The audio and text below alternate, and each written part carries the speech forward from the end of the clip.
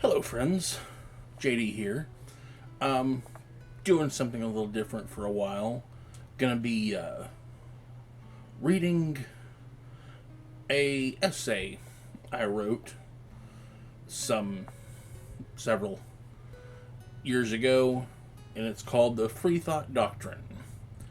Gonna break it up into chapters, so feel free to jump in, go back and see anything from the beginning, skip forward if something looks more interesting. But I hope you enjoy this series as we go through it, and you'll tell me what you think at the end. All right, let's get started for today. Introduction. In the course of each life throughout history, many have discussed, written, argued, and fought over their own perceptions of truth. Many philosophies and religions have attempted to create variations of personal truth that could be accepted by vast numbers of people in an effort to form communities.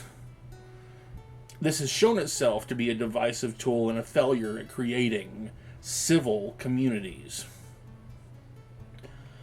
Personal truth is first and foremost personal, and while generally simple to share, it consistently fails when pushed onto another person. The Freethought Doctrine is not intended as a law or requirement like many documents of our past. It is a guide of how to use a free-thinking process to arrive at a satisfying personal truth that can assist in the building of a strong community based on truth, a community whose purpose is for each person to achieve the dreams of freedom, liberty, and individualism. The Freethought Doctrine. Truth is formed on the basis of logic, reason, and empiricism, rather than authority, tradition, dogma, confirmation bias, cognitive bias, conventional wisdom, popular culture, prejudice, or sectarianism. Logic is not a cold formulation of arriving at a conclusion. Rather, it is assessing judgment based on principles of validity through the process of knowledge and study. Logic is the first guide in arriving at personal truth.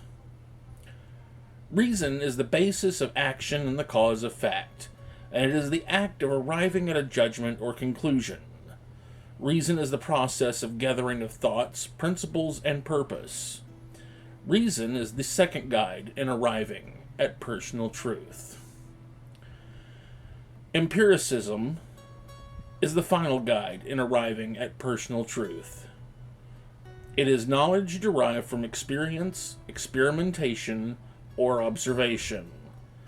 In creating personal values, empiricism is the most flawed and requires time, patience, and willingness to learn from outside experience. Free thought as a social construct is the embracing of an unorthodoxy, skepticism, and unconventional social thinking. Free thinking should use careful thought to find a balance of evidence in favor of truth.